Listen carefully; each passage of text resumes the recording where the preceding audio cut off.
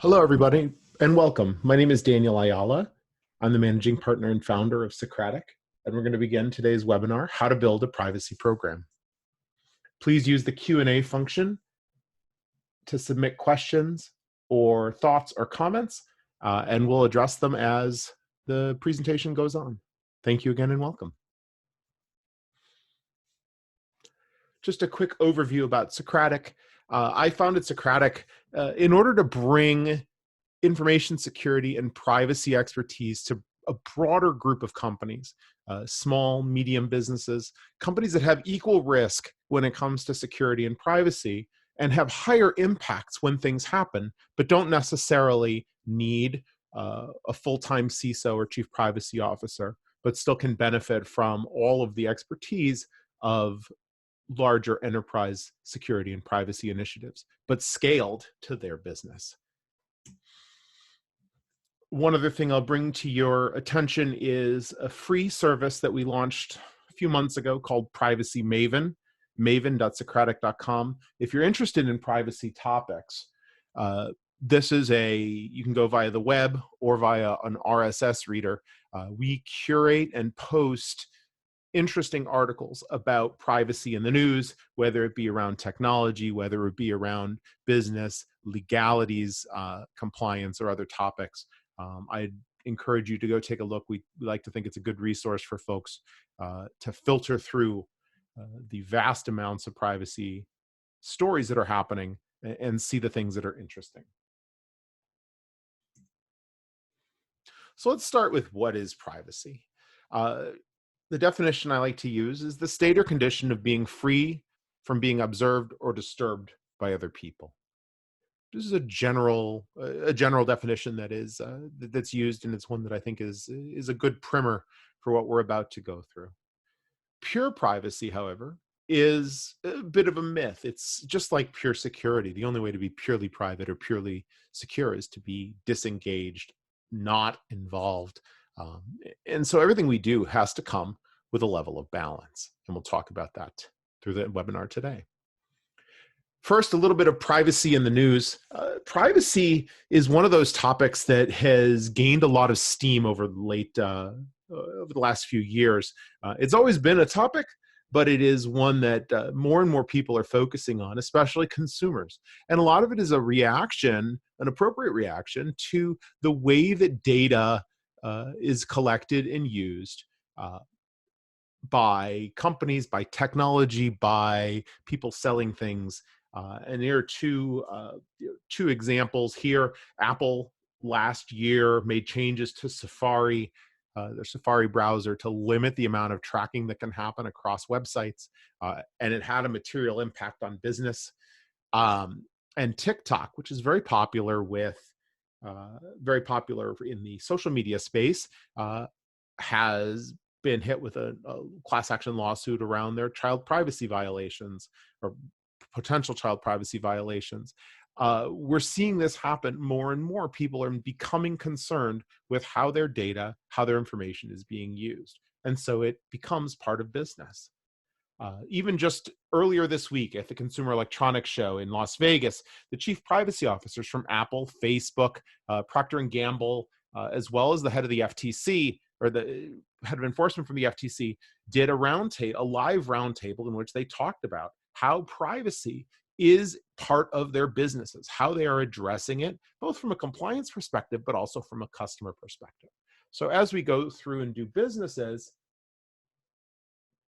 as we do work, we have to consider privacy.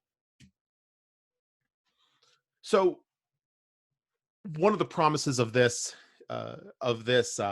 webinar was to walk you through a number of steps to think about how to build a privacy program. So let's start with step one, which I call look at yourself in the mirror. Take a good introspective look at what it is you need to be doing. And the first piece is to look at what are your regulatory requirements. What do you have to do by law where you are? A few that come to mind, at least here in the US, are PCI for credit card processing. This is security, but it's also about privacy. It's also about protecting card information and card holder information, lest it be exposed, and the reactions and reporting requirements that go along with it. HIPAA, health insurance, health information, privacy and protection. That which you do within the healthcare space needs to be treated accordingly. And if you deal with health information, protected health information, you need to have certain controls, policies, processes in place to manage it. There's also Privacy Shield. If you do work from the US regarding people in Europe or Switzerland, there are certain steps you need to take in order to prove or self-disclose and prove that you are treating European information in an equivalent manner to that which is required by the EU. But one of the big ones that just came into effect on January 1st, and enforcement of it begins in July, is the California Consumer Privacy Act. It contains a number of very important and rather groundbreaking steps that are required, at least groundbreaking in the US. We'll talk about Europe in a minute, where this has been in place for quite some time. But for the US, California passed a law that restricts the sale of personal information. You have to be able to say, don't sell my personal information as a consumer now, if you are a company greater than $25 million in revenue and you have customers in California. So even if you're not located in California, you may be subject to this law. Excuse me. You also, if somebody opts out of the sale of their personal information, you really can't discriminate against them. You can't decide to not provide them services. So this is a change to some of the behaviors that have been in place previously, which is, if I say I don't want to give you the information about certain pieces, companies will say, all right, fine, then you don't do business with us. You either agree to it all or you can't use our services. And on the right side, things like breach notification requirements on how fast you have to tell people that a data breach has happened. They have to be able to ask you about what you know about them. They have to ask you to delete what you know about them. We're allowed by law. They have to be able to get information out of your system and correct it if it's wrong. And you also have to be able to demonstrate that you are building privacy into your organization by design, that you can demonstrate that privacy is not bolted on at the end, that it is part of your complete development process. And we'll talk a little bit more about privacy by design in a little while. And the last is the establishment of a data protection officer, basically somebody who is on the hook within your organization to be the person that signs off and holds your company accountable to adhering to these laws.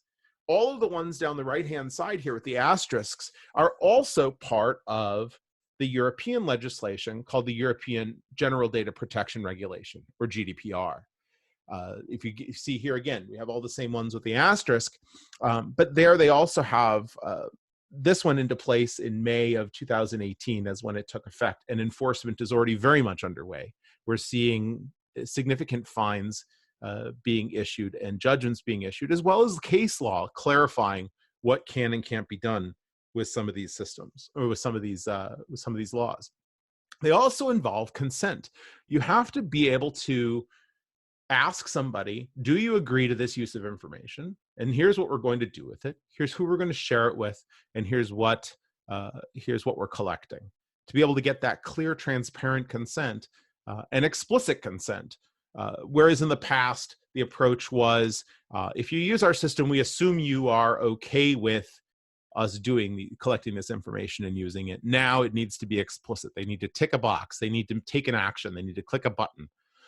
And you need to be able to prove that they did. So we now have a much more explicit system. Is this providing a lot more friction between the user and services? Yes. Are people becoming more and more aware of how information about them is being used? Absolutely. And so it causes a more conscious consumer. Excuse me. It also causes a lot more documentation and a lot more work by companies in order to be compliant with these laws.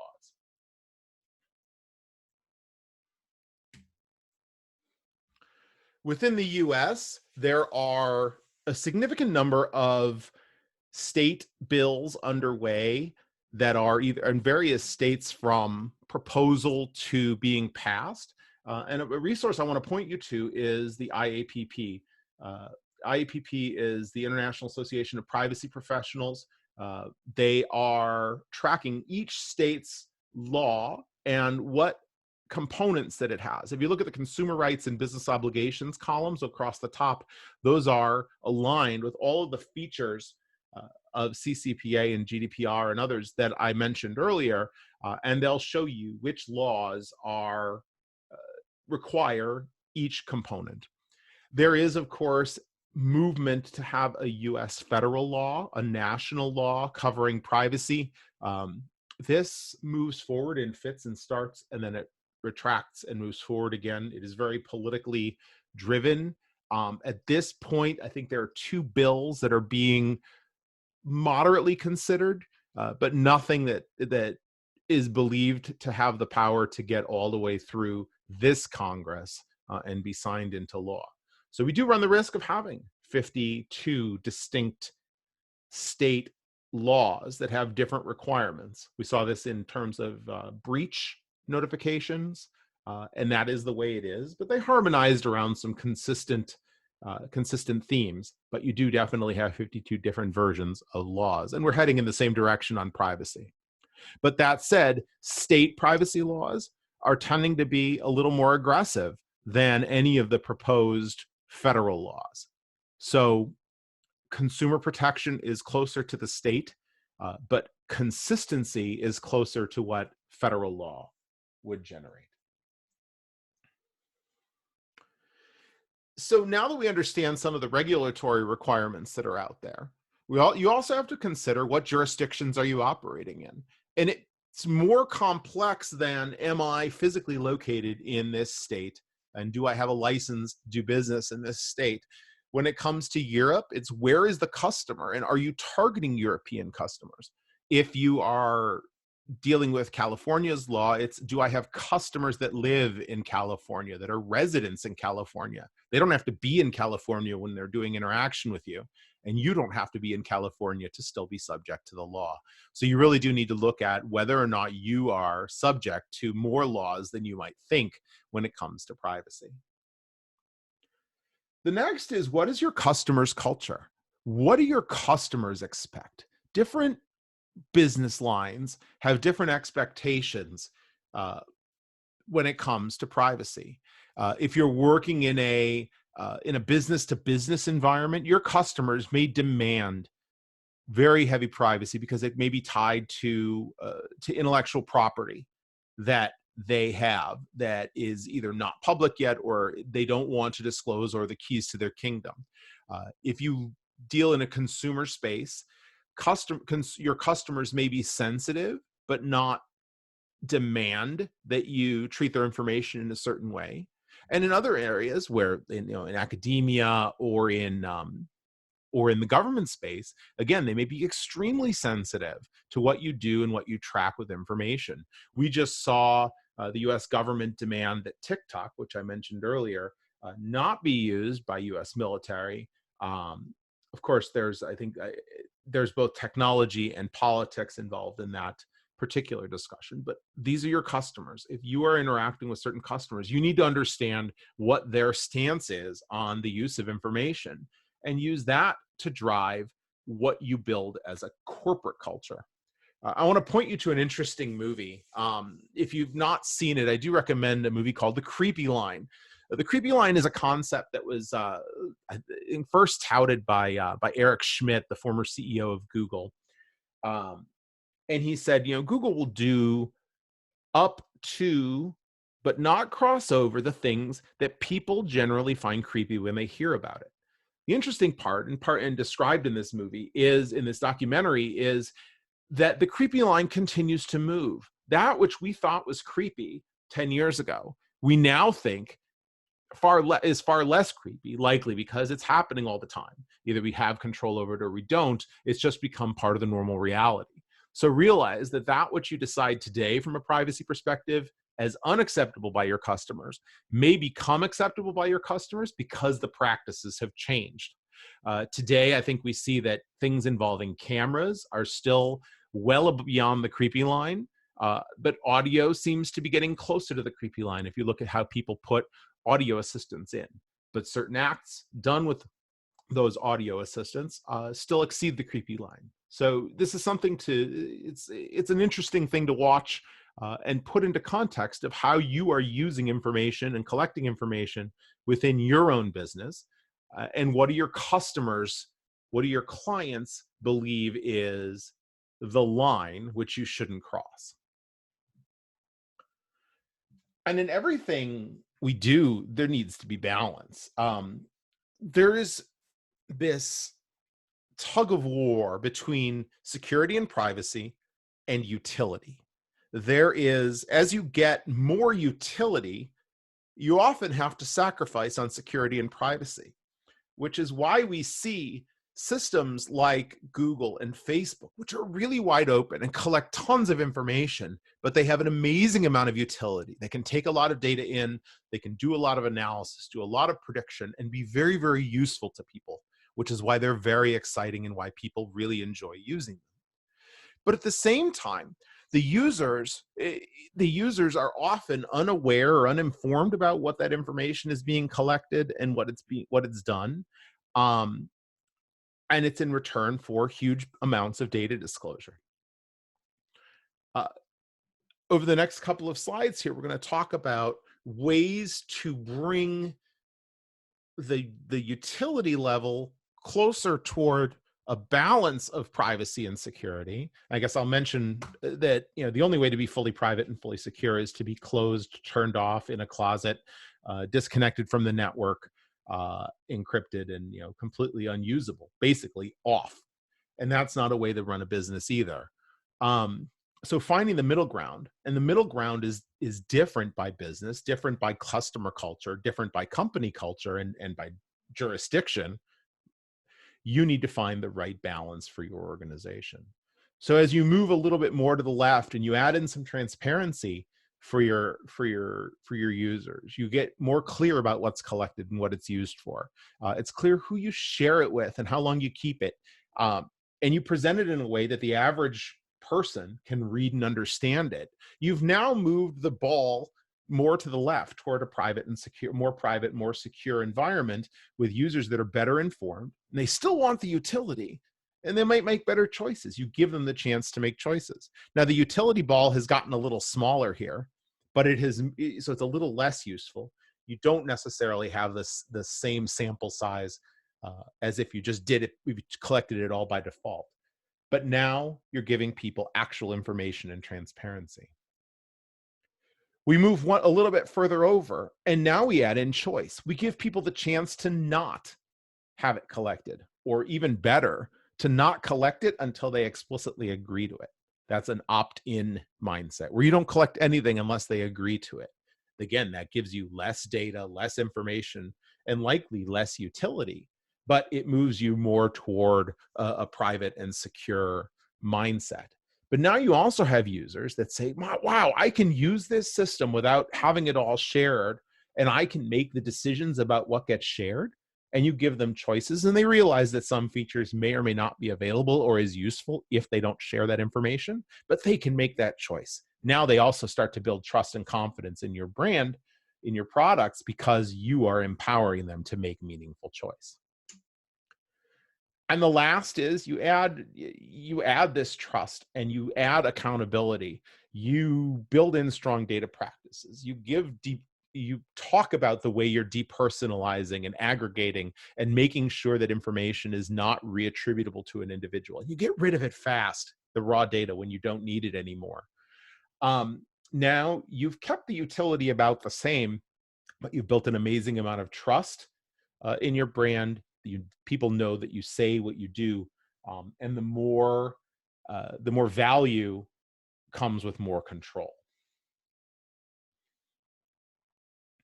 So this all, a big theme for me is using security and privacy to build trust, both within your company, with employees, with business partners, as well as with customers and clients. A question came in, how do you define collect? Do you mean when companies data mine existing information or request forms that individuals actively submitted for requests or purchases? Yes, that's part of collection. But it's also telemetry data, how people use a system. If you think about connected cars, those are sending location information. Even if it's not explicit, even if it's an IP address that gives an indicator of where people are physically located. There's another thing to look at is, seemingly benign information kept apart may be depersonalized or may be hard to identify. But if you put 2 or 3 or 4 points together, it's much easier to repersonalize it and figure out who it is. There was a study, and I don't have the exact reference, but it was a study about Netflix data. And at one point, with 3 pieces of information, none of which included the person's name, involving what they watched, when they watched it, and from where, what type of device, you could re-identify a person. And figure out who it was. So there is a lot of data that's being collected passively, and that can be used when combined in certain ways to be covered by some of these laws as well. Follow-up. But is there a difference between data that somebody submits through a contact form and data that's collected through the use of a system that's more subtle? There is that which is explicitly submitted generally comes with it usually a disclosure, an understanding of how it's going to be used. I think in the most mature privacy state, you say, this is how we're going to use this. If you submit this form, we're going to use it to be able to answer your question, and we'll subscribe you to our newsletter. That kind of information. That's all part of data collection. What you use it for is part of your business decisions, and then what you need to disclose is part of what the customer demands and what the laws demand for the jurisdictions you're in. Hopefully that answered the question. If not, please do submit. Then you need to look at what your company culture is as well. What type of company are you? Are you a company that thrives on data in order to do business? Are you risk averse? Are you bleeding edge? Are you part of a company that has a data economy mandate?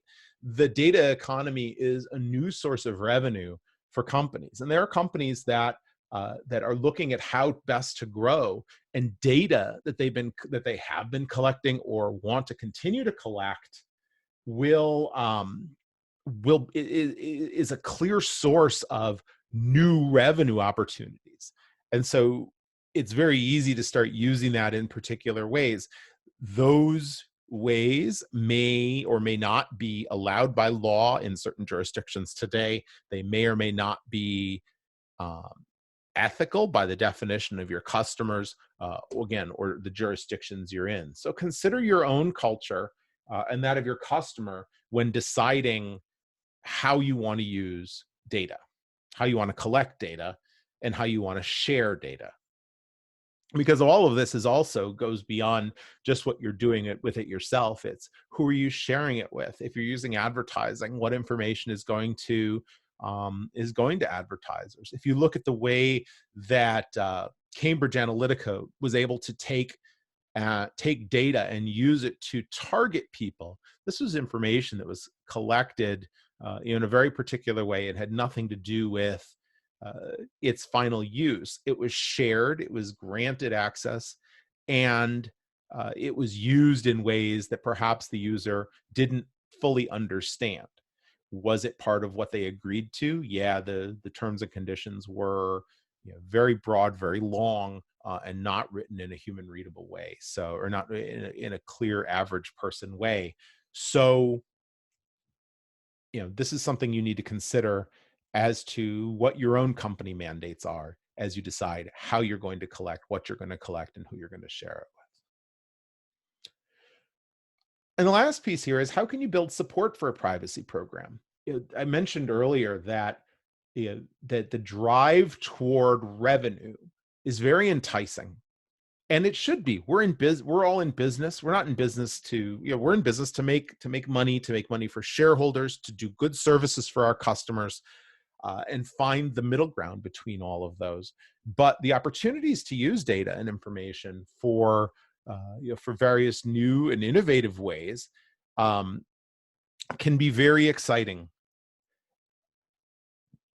And therefore, the people that are behind those may also be the first and loudest to push back when controls need to be put in place, either because they're required by law, or they're being asked for by customer bases.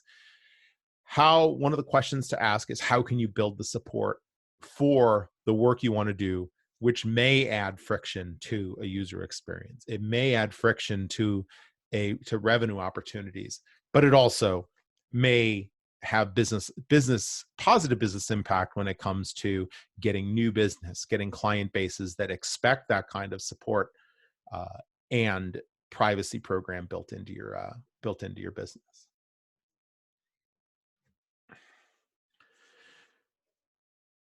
The next from that is to look inside. One of the other components about getting support is the notion of organizational change management. How do you find champions in your organization? This is for a little bit larger organizations. Find the champions, find people who have influence, get them on board with this program and have them flow the message and communicate like mad, and find ways to tie it to business value. If you look at what Apple have done, excuse me, what Apple have done around making privacy and security not just a feature, but a tent pole in their products. They make it so that it is it's a loud and present feature in everything they do. They have achieved significant competitive advantage over those companies that use data differently, by attracting customers that want that kind of service. So find ways to build privacy into the products themselves. Make it a tent pole. And then the other interesting part is, the more you build that trust, when you go to use data later in an ethical way, the trust will be there. I look at what Google wants to do with regard to health information. They want to be able to take artificial intelligence and analyze large sums of health information to be able to detect trends. This is a wonderful ethical use. The question is, do people trust Google in order to take that information in the first place, and that they'll only use it in the way that they have intended, or that they've declared? I think this is an area where some work still needs to be done, but there's great ways to use information, and we should use information to do good for society. But having trust in place, having customers believe that what we do, and we've been clear about it with them, enables us later to use data in creative ways, and do it with the support of our customers. So that was step one: look inside, look in the mirror. Now, step two, what do you have? What data do you actually have in-house? An inventory of the information you hold is important. Where does that data flow? How does it come in? Who does it go to? How is it shared out? How is it processed inside the company? What is it you're doing with it? Is a necessary step, both for the laws, but also for an understanding of what data do you actually need to have. Many companies capture information, and this was back to the question earlier. Many companies are capturing data that they don't necessarily need, and they're capturing it just in case they might need it down the road. The sentiment, both from the legislative perspective as well as customers, is shying away from that. Don't collect it unless you need it. One of the pieces around California law and European law is only collect that which you need. So understanding how data flows within your company gives you an idea of the information you actually need to collect. Then figuring out what of it is sensitive. And the definition of sensitive is defined differently. PHI, personal health information, or protected health information in the US, is a different definition than PII, personally identifiable information, is a different definition than PI, personal information in Europe, and sensitive personal information in Europe. So there's a lot of different definitions. So you have to decide which data is sensitive and which data combinations are sensitive. Just a first name, Daniel, is not sensitive in and of itself, but when combined with with a last name and with an address in Europe, now is sensitive. And the last is, how is it protected? How are you storing it securely, transmitting it securely, uh, limiting access to it, and making sure that it is properly deleted, purged when you're done with it. Now, we talked before about the balance between utility and privacy and security. I think there's also an interesting tug of war between privacy and security. Privacy depends upon good security controls to be successful. Most of what privacy demands is about technological controls. So you really do need to have a robust security approach in place in order to protect the information that's covered by privacy legislation or that may be sensitive. But at the same time, the missions of security and privacy are different. Security is to protect against, but privacy really is, the modern definition of privacy is about allowing access, collecting information, being transparent about what you're doing with it, that you're collecting it and what you're doing with it, and granting appropriate access to it. So there's some nuance. And so privacy minds and security minds don't always see things in the same way. So realize that there is some pull on either side, but there is a move toward good coexistence because of the dependency on good security for robust privacy programs. Step 3, what do you do with your data? How does the data move from system to system? You need to think about within your own data flows. How, once data comes in, how does it move from a web from a web form into your CRM, into an email system, into marketing data?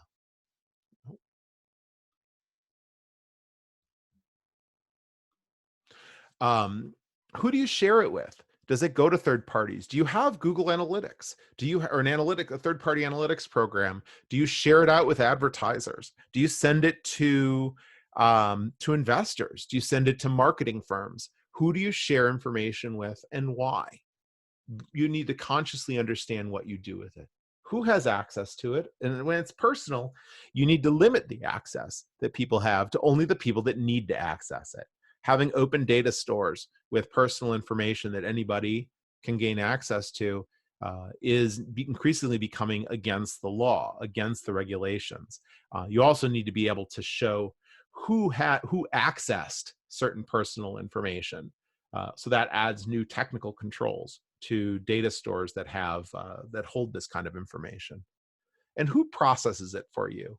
Have you reviewed their security and privacy controls? As you use third parties, you are often asked by upstream suppliers that are your customers to adhere to certain controls. But in the same way, if you use downstream suppliers to help you out, you need to make sure that they adhere to your rules.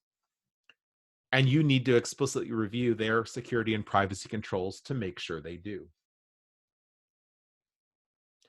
Am I suggesting that Google Analytics is a risk for privacy to a company? Yes and no. Realize that there are two versions of Google Analytics. There's an unpaid version of Google Analytics that's free, that is subject to the more consumer style terms and conditions that Google has. And there's a paid version of Google Analytics, just like there's a paid version of Google's suite, email suite, which has different privacy and terms and conditions than the free versions of Gmail. They have different approaches. And if you enable certain features like remarketing, you are pushing information back to Google about your users.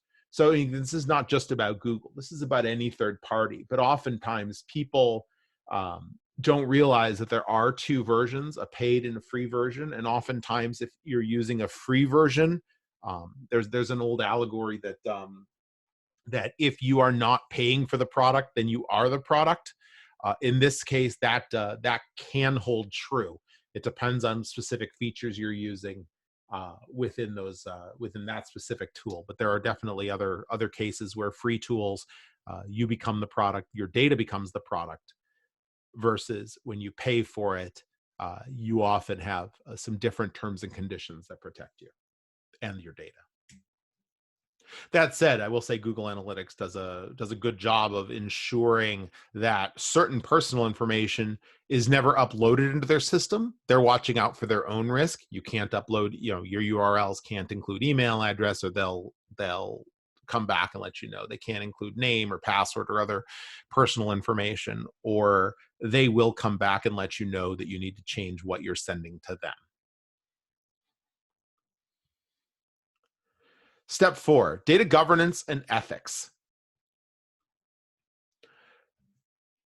Now, one comment I'll make is that all of these things we've talked about, none of them have to be monolithic. They can be, for smaller organizations, these can be relatively lightweight processes, but the fact that you do them and document that you do them gives you the ability to defend your approach when approached by regulators or when approached by customers.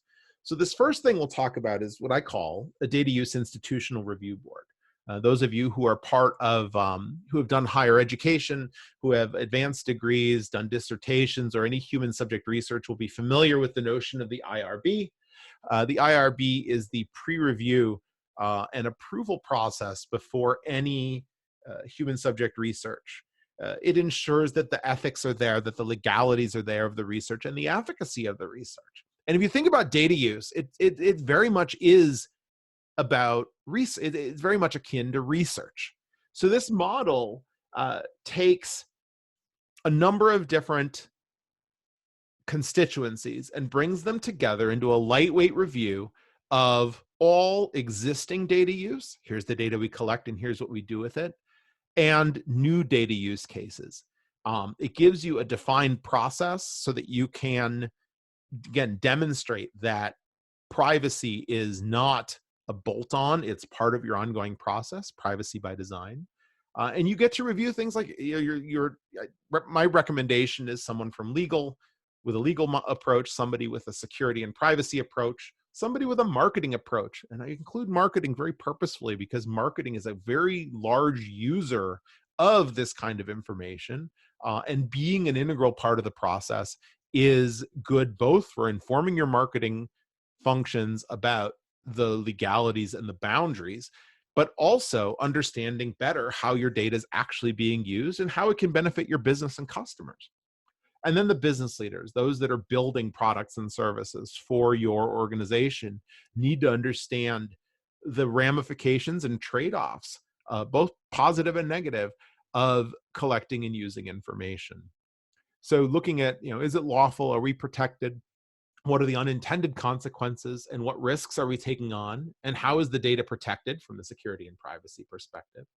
How will we use the data, and what do we really need? And then, is it ethical? And how will the data use interact with customers? As part of this, after a few rounds of this and understanding what data you're using, I recommend an actual exercise in which you walk through your own ethical boundaries and define them. It's very easy to say, is this ethical? I'll know it when I see it. But as more people get involved in businesses, as you grow, being able to proactively define the things you will and will not allow your company to do from an ethics perspective, from a data ethics perspective, helps them head off those kinds of things before they ever get to an IRB process. I say, oh, this falls well outside our ethical use of data. We will never sell ads, for example. Okay, I don't want to consider this case. I'll just stop it here. Or if you find that there is a motion toward one of those ethical boundaries once it's defined, you can make a conscious decision to expand those ethical boundaries. But having them defined helps everybody be on the same page and not decide to go create a new data use case that violates those boundaries, because they know it. They know what those boundaries are because you've consciously gone through them. The other is defining who is responsible. Who is the data protection officer? Who is the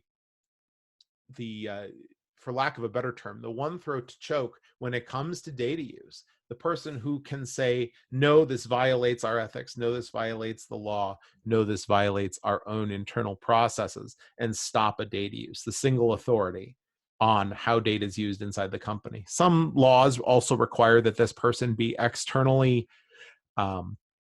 identified. European law does.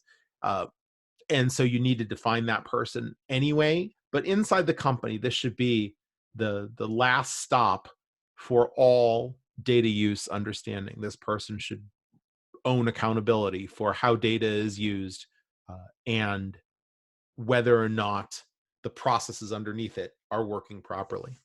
And as part of that is a regular review. An annual is what is my recommendation, but depending on the business, it can be more or less frequent. But just to go back and make sure that all of the data use cases, the things you've agreed to collect and use data for, are still valid. Are they still valid against the laws? Have the laws changed? Are they still valid against our own ethics or the ethics of our customers or the expectations of our customers? And doing that review on a periodic basis and documenting it. All of the documentation around this then again helps to demonstrate that by law you have built privacy into your organization in a material way, and that it's not just an afterthought. Step 5, privacy by design. And this, all of that leads up to, how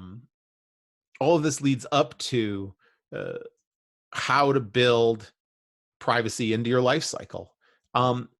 Start privacy from the earliest parts. If you're building technology or physical products, if you're building systems that are used by users, think about privacy at the earliest part as you're thinking about features, as you're thinking about introducing a new service offering. What are you going to collect? How's it going to be used?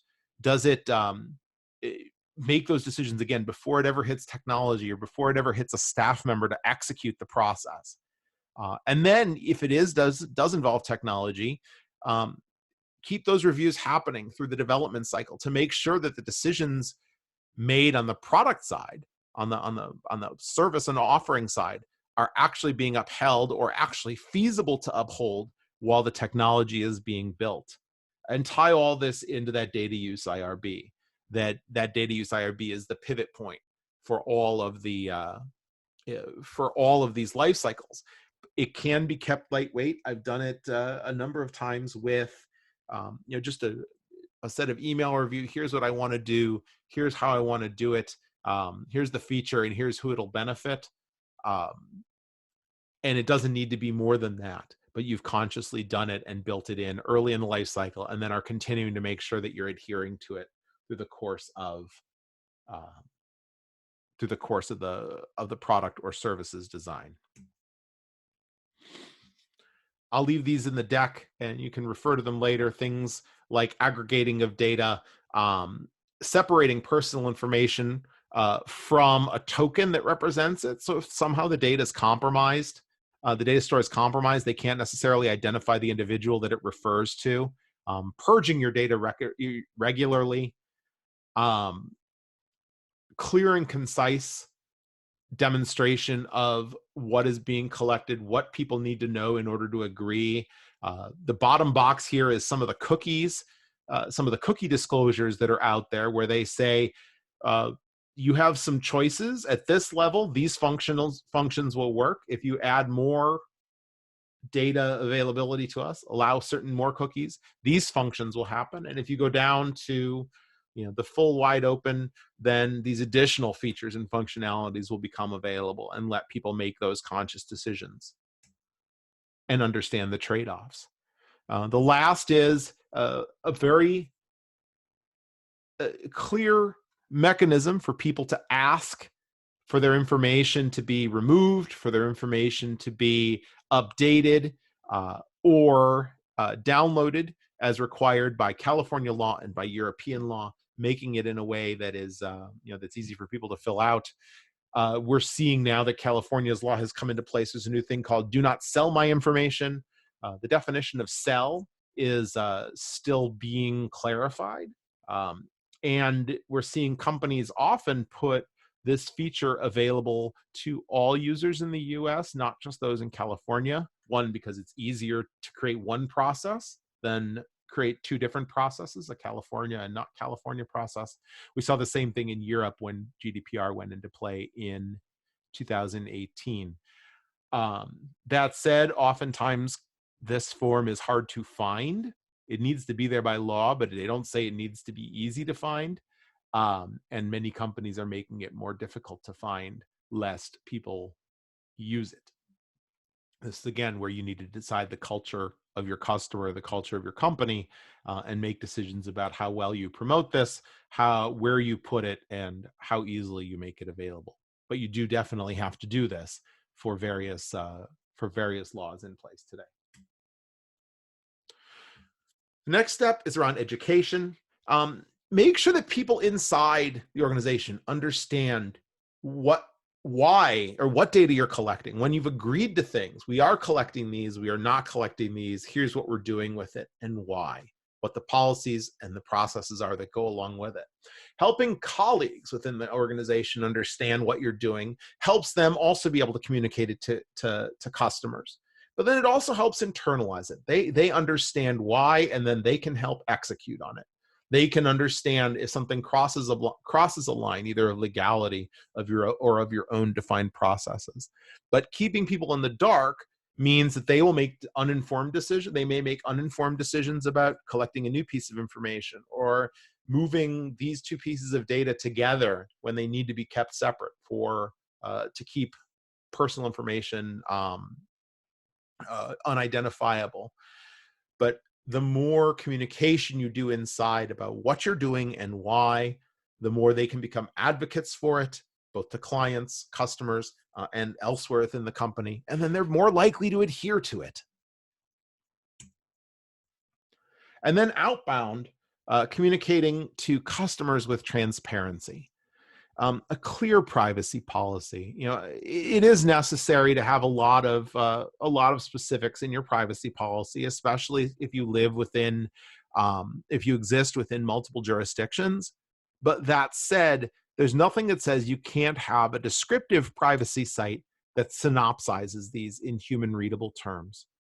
Make it so that you don't have to read the 72-page end user license agreement or end user privacy agreement. Written in absolute perfect legalese, but that no actual user could truly understand what it means. Leaning into privacy and helping your customer understand, your user understand what you're doing with information helps build that trust and customer confidence, and they will want to come back to you to trust you with their information, even if it's end user information or if it's business to business with their company confidential information as well. I mentioned privacy as a business differentiator. If you're in a market in which you can use your leaning into privacy as something that is, that makes you different from the other competitors, if you're not reselling the information, if you're not, if you're taking additional protections, if you are compliant to additional laws or additional standards that make you less risky, advertise that. Make it clear. Trumpet it. It's becoming a differentiator in your business.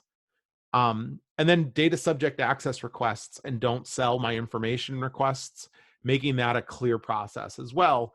As I showed on the screen a minute ago, a set of forms that are easy to fill out that are available for users to use so that you stay compliant.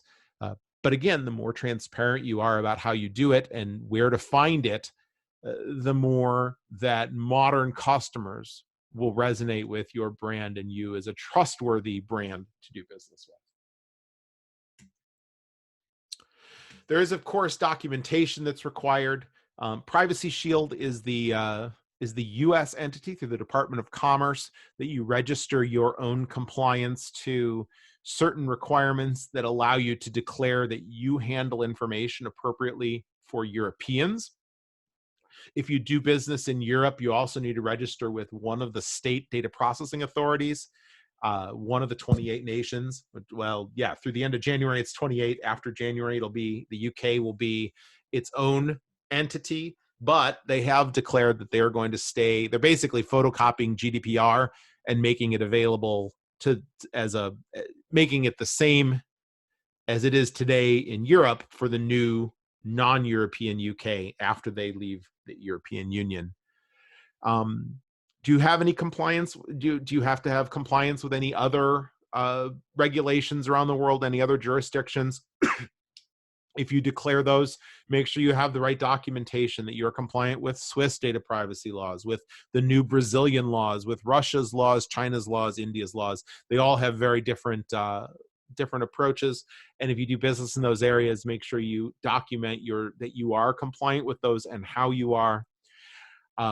Document those data flows and IRB outcomes so that you can demonstrate to a regulator that this is part of your normal process, that data privacy is part of what you do, and that you've thought about it before the regulator showed up and didn't just create a whole bunch of things because you were asked.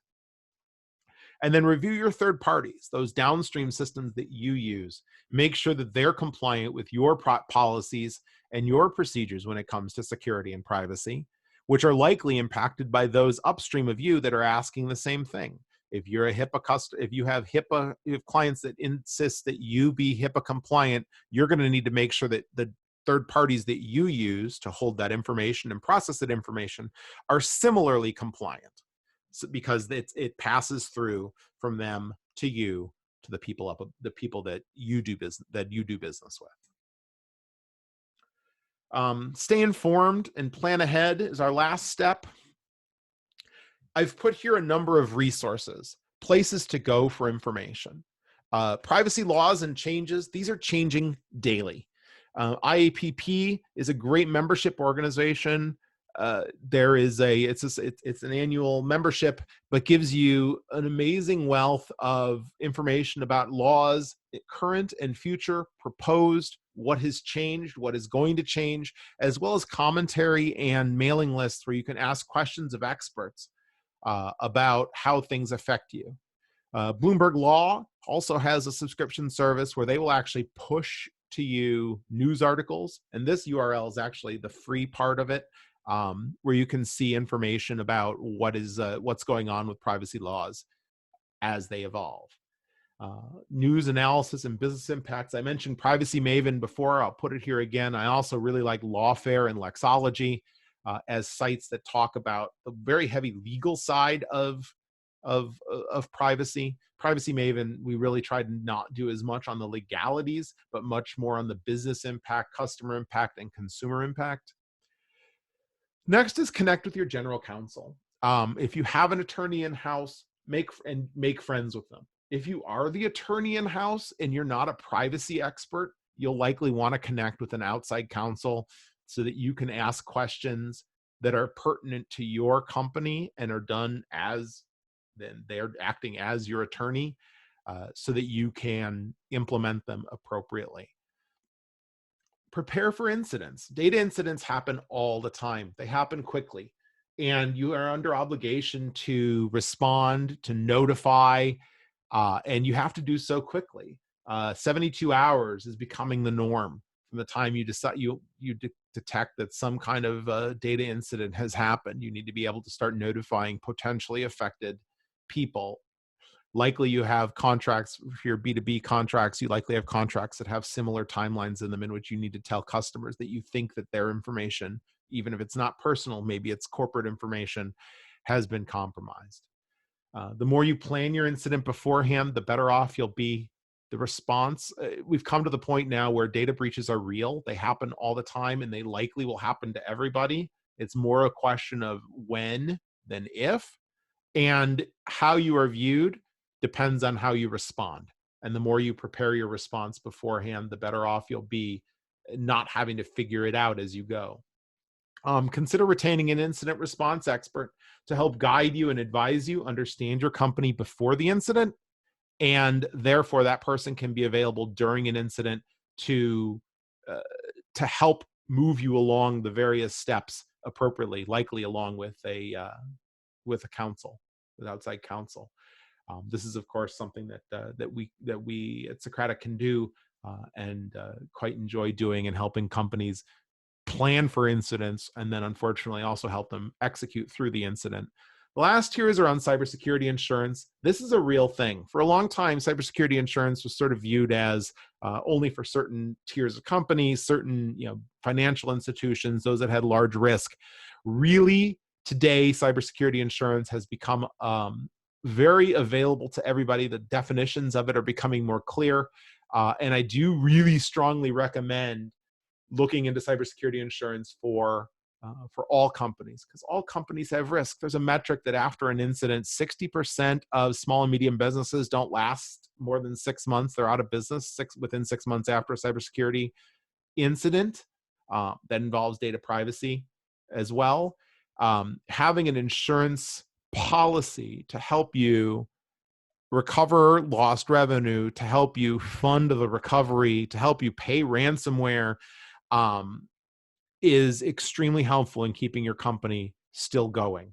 But also be aware, it doesn't cover everything. Many of them have clauses around not covering acts of war. And if you've seen a lot of information lately around some of the potential response from Iran or other nation states, those are being considered acts of war. So think about that when looking at cybersecurity insurance. And deciding what you want to buy. Prices will vary depending on the features you add. In summary, those are the steps, starting with look in the mirror and heading down through staying informed and planning ahead. In summary, security, privacy, and compliance are closer than ever, and they're getting closer and closer. Privacy, customers are taking privacy really seriously, and it is part of the business. It is part of the business model, and if it isn't, it needs to be, because your customers are paying closer and closer attention. Privacy and security can be huge business enablers. You can use it to build business. You can also, not doing it can lose you business. Things are absolutely in flux. Things are changing with laws. So you need to keep up to date on what's happening. But you also don't have to boil the ocean. You can start small. Start with these things on your key systems, on your key processes that have certain information. If you have health information for a certain segment, focus on that and start to build it piece by piece. Think about how data can be used for bad along with how they can be used for good. Think about the alternatives. What are the unintended consequences every time you decide to capture or use data? Depersonalization is anonymity in data is really a myth. Most information can be repersonalized with enough data points. So think about that when it comes to collecting it. What risk are you taking on by collecting it? Is it worth the risk, and is it important to your business to do so? Location and biometrics, these are both under heavy scrutiny by the courts around the world and the court of public opinion. So think about how you want to use them, and if they're critical to what you're doing, realizing that your customers may push back if you decide to capture this information or use it in ways that they find creepy. Think about where privacy is heading, not just where it is now. Plan for the future, because today is, like I said, still evolving. And I do believe that transparency and leaning into security and privacy builds trust and reputation in your brand. Privacy isn't dead yet. It's not great, but it's getting better. And I really do think the future of privacy is quite interesting. This is a space where we're going to see a lot of evolution and a lot of interest and a lot of potential for doing good things in our businesses.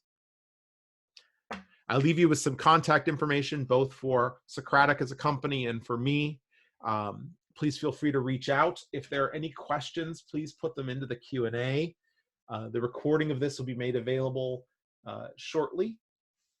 And thank you very much for attending. All right, we'll end then. Have a nice day.